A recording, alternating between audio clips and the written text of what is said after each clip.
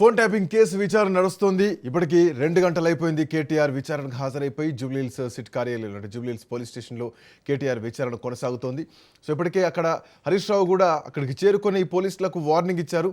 అంటే రిటైర్మెంట్ దగ్గరగా ఉన్న వాళ్ళను సిట్లో భాగం చేసి వాళ్ళతో విచారణ చేపిస్తున్నారు.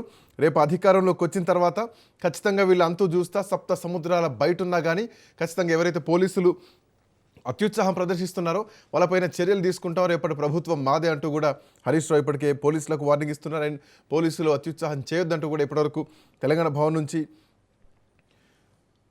ఆర్ఎస్ ప్రవీణ్ కుమార్ కూడా అదే అంశాన్ని చెప్పడం జరిగింది. అయితే ఫోన్ ట్యాపింగ్ సంబంధించినటువంటి విషయం ఆల్మోస్ట్ 2 సంవత్సరాలుగా నడుస్తూనే ఉంది. ఒక ఎడతగని ఎపిసోడ్ లాగా ఇది కంటిన్యూ అవుతూనే ఉంటుంది. కేవలం ఎన్నికలు వచ్చినప్పుడు కేవలం రాజకీయంగా అంటే ఎప్పుడైతే ప్రభుత్వం మీద క్వశ్చన్ చేస్తారో, ఎప్పుడైతే ప్రభుత్వాన్ని ప్రశ్నిస్తారో ఆ సందర్భంలోనే ఇబ్బందులు పెట్టేటువంటి ప్రయత్నం చేస్తున్నారు. కేటీఆర్ అన్నట్టు గతంలో ఏదైతే అమృత్ స్కామ్ టెండర్లకు సంబంధించినటువంటి విషయం బయట తీసినప్పుడే ఏసీబీ విచారణకు పిలిచినట్టు, ఎట్ సేమ్ టైం ఇప్పుడు కూడా నైనీ బొగ్గుగన్లకు సంబంధించినటువంటి అంశాన్ని బీఆర్ఎస్ పార్టీ బట్టబయలు చేసింది కాబట్టి ఇప్పుడు మళ్ళీ విచారణల పేరుతోటి ఇబ్బందులు పెట్టేటువంటి ప్రయత్నం చేస్తున్నారు. మోరోవర్ ముఖ్యమంత్రి లేరు, ప్రస్తుతానికి ఆయన విదేశీ పర్యటనలో ఉన్నారు, అటు దావోస్ పర్యటనలో ఉన్నారు.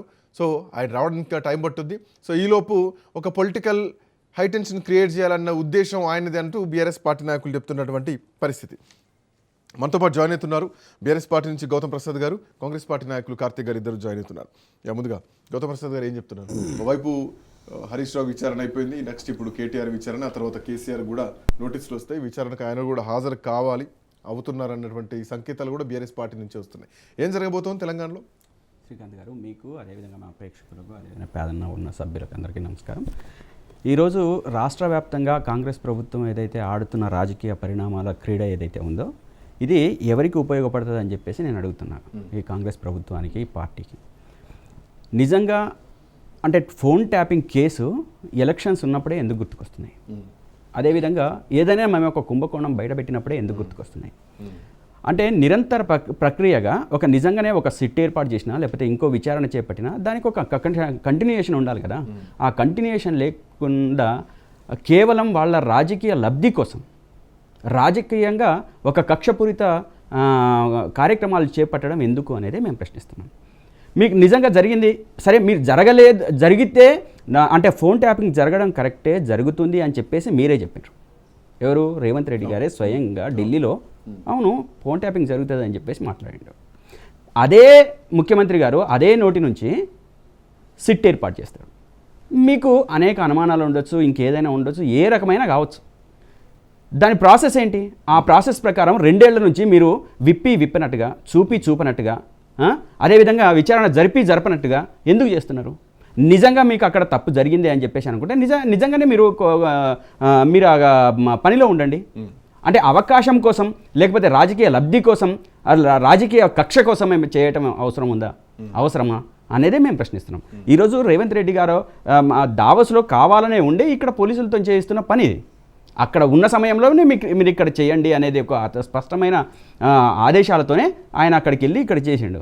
అదే నేను లేదో ఇంకోటి అంటే రకరకాల అసలు ప్రభుత్వం నడుస్తుందా నడవట్లేదా? నిన్నగాక మొన్న ఒక ప్రధానమైన న్యూస్ ఛానల్లో కావచ్చు, న్యూస్ పేపర్లో కానీ ఏమని వచ్చింది, అసలు సిట్ ఏర్పాటు అసలు ముఖ్యమంత్రికే తెలియదు అని చెప్పేసి వచ్చింది. అంటే ముఖ్యమంత్రికి తెలియకుండా ఈ రాష్ట్రంలో ఏం జరుగుతూ ఉంది? ఒక సిట్ ఏర్పాటు చేస్తే ముఖ్యమంత్రి గారు ఆ సిట్ మీద ఎందుకు యాక్షన్ తీసుకోలేదు? ఎందుకు వేసారని చెప్పేసి యాక్షన్ తీసుకోలేదు? ఒకవేళ వేస్తే ఆ దాంట్లో ఎవరైతే ఇన్వాల్వ్ అయి ఉన్నారో ఆ ఇన్వాల్వ్ అయిన వాళ్ళ మీద ఎందుకు ఇప్పటిదాకా యాక్షన్ తీసుకోలేదు? నిజంగా తెలిసి జరగలేదు, తెలియక జరిగింది, ఒక ముఖ్యమంత్రి హోదాలో జరిగింది. అదే హోంమంత్రి ఆయన చేతుల్లో ఉంది. ఆయన చేతుల్లో ఉన్న శాఖలో ఏం జరుగుతుందో ముఖ్యమంత్రికి తెలియదా? సరే తెలియదు అంటే నీకు చేత కాదా? ప్రభుత్వాన్ని నడపడం చేత కాదా? చేత కాదు అనుకున్నప్పుడు వదిలేసాయి, రాజీనామా చేసేసి ఇంకొకరికి ఇచ్చేసాయి.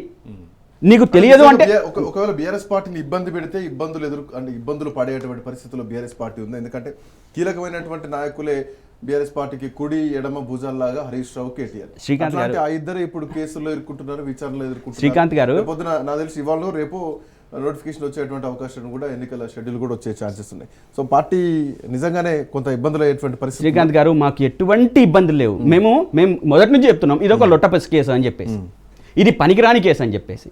పనికొచ్చే కేసు అయితే మేము ఏదైనా మాట్లాడడానికి ఉంటుంది. పనికి రాని కేసులలో, అనవసరమైన కేసులలో మీరు ఇరికిస్తున్నారు కాబట్టి దాంట్లో దమ్ము ధైర్యం లేదని చెప్పేసి మాట్లాడుతున్నాం. ఆ కేసులో ఎటువంటి దమ్ము లేదు. దమ్ము ఉంటే మీరు మేము అడిగిన ప్రశ్నలకు సమాధానం చెప్పండి. మేము అడిగిన ప్రశ్నలకు సమాధానం చెప్పండి. మేము అడుగుతున్న ప్రశ్నలకు మీరు ఎందుకు సమాధానం చెప్పట్లేదు? అదేవిధంగా నిన్న హరీష్ రావు గారికి నోటీసులు ఇచ్చాడు, సిట్టి తీసుకుపోయినారు. మేము అది అడిగినాం ఇది అడిగినాం అని చెప్పేసి అంటున్నాం కదా. అసలు ఏం జరిగిందో ఆ వీడియోలు బయట పెట్టండి. మరి మీకు అనుకున్నాగానే ఉంది కదా, బయట పెడితే అది విచారణ ఏమవుతుంది? మరి ఏ బేస్ తో వీళ్ళు మాట్లాడుతున్నారు? లీకులు ఎందుకు ఇస్తున్నారు? తర్వాత బయట పెడతారు. ఎందుకంటే హరీష్ రావు స్టేట్మెంట్ రికార్డ్ చేసుకున్న తర్వాత శ్రీకాంత్ గారు మేము చెయ్యమని అంటున్నాం. 2 ఏళ్ల నుంచి మేము ఎక్కడ వెనకాడుతున్నాము? మేము ఎక్కడ వెనకాడినాము? మేము ఎక్కడ వెనక జంకింది ఎక్కడ? మీరు చెయ్యమంటున్నాం. మీరు చేసింది బయట పెట్టమంటున్నాం. మీరు ఏదైతే వాస్తవాలు ఉందో ప్రజలకు చెప్పండి అని అంటున్నాం. ఎందుకు చెప్పట్లేదు? అదేవిధంగా సుప్రీంకోర్టు కొట్టేసిన తర్వాత మళ్ళీ ఎందుకు తీసుకొచ్చారు తెర మీదకి? సుప్రీంకోర్టు కేసు అయితే కొట్టేసింది కదా ఫోన్ ట్యాప్. సజ్జనార్ అదే అంటుంది, సుప్రీంకోర్టు కేసు కొట్టేయచ్చు కానీ ఇన్వెస్టిగేషన్ ఆపమని ఎక్కడ చెప్పలేదు. So investigation is a continuous process అని చెప్పేసి ఆయన అంటున్నారు. అరే మీరు చెయ్యండి అయ్యా. మరి ఏ రకమైన మీరు ఆధారాలు చూపి చేస్తున్నారు? ఇప్పుడు సుప్రీంకోర్టు దగ్గరికి ఎందుకు వెళ్ళింది? సో వాస్తవానికి ఈ ఫోన్ ట్యాపింగ్ సంబంధించి ఇప్పటివరకు ఆధారాలు లేవు, కేవలం అనుమానాలే. సో అనుమానాల మీద జరుగుతున్నటువంటి విచారణే ఇది. ఈ అనుమానంలోంచి ఆ విచారణలోంచి ఏమైనా బయటకు వస్తాయేమో అని చెప్పేసి అందరూ ఎదురు చూస్తున్నారు. నేనేమంటున్నానంటే వీళ్ళు లేని దానికోసం ప్రయత్నం చేస్తున్నారు. ఒకవేళ ఇదే కరెక్టే అనుకుందాం, గత ప్రభుత్వం ట్యాపింగ్ చేసిందే అని చెప్పేసి అనుకుందాం. ఈరోజు స్వయంగా ఈ ప్రభుత్వంలో ఉన్న మంత్రులే మా ఫోన్ ట్యాపింగ్లు జరుగుతున్నాయని చెప్పేసి స్వయంగా మా విలేకరుల ముందు వెల్లడించుకున్నారు కదా. దాంట్లో ఉన్న వెల్లడించిన ఒక ప్రధానమైన విలేకరు వచ్చి, జర్నలిస్ట్ వచ్చి దానికి ఒక కథనంగా రాసిండు కదా. మరి దాని మీద ప్రభుత్వం నుంచి ఇప్పటిదాకా ఎందుకు ఖండన? ఈ సీట్ ఇప్పుడు వాళ్ళని కూడా విచారించాలంటారా? విచారించమని చెప్పండి. నిజంగానే అందరినీ అడగండి, వాస్తవాలు ఏందని తెలుస్తాయి కదా. ఎందుకు ఉత్తమ్ కుమార్ రెడ్డి వెళ్ళబోసుకున్నాడు గోడు? అదే విధంగా ఇంకొకళ్ళు ఎందుకు వెళ్ళబోసుకున్నారు గోడు? వాళ్ళైతే బయటకు వచ్చే మా ఫోన్ ట్యాప్ అవుతున్నారు అనలేక ఎవరైనా అదే కదా. ఇప్పుడు నేను అదే అంటున్నా, ఏ ఒక్క క్యాండిడేట్ వచ్చి, ఏ ఒక్క మనిషి వచ్చి ఇగో మా ఫోన్ ట్యాపింగ్ జరిగింది అని చెప్పేసి ఎవరు కంప్లైంట్ ఇచ్చారు? ఎవరు కంప్లైంట్ ఇవ్వలేదు కదా. ఎవరు కంప్లైంట్ ఇవ్వకన్నా ముందే నువ్వుగా ఏదో ఏది ఒక ఊహల్లో ఊహించుకొని ఊహాజనితంగా కేసులు పెట్టుకుంటూ పోయినాం. స్వయంగా నిన్నటి దాకా ఎలక్షన్ కంటే ప్రచారం కంటే ముందు రేవంత్ రెడ్డి గారు ఏం మాట్లాడినారు?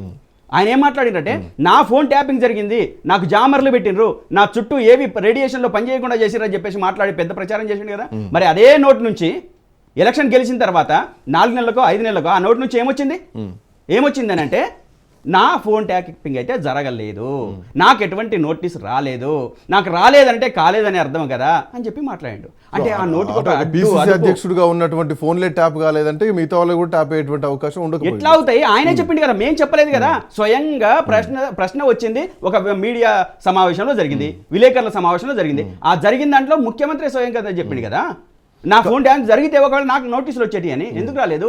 అందరికీ నోటీసులు వచ్చి ఆయనకి ఎందుకు రాలేదు? మరి ఒకవేళ వచ్చి ఉంటే ఆయనకి అబద్ధం చెప్పిండా మీడియా ముందు?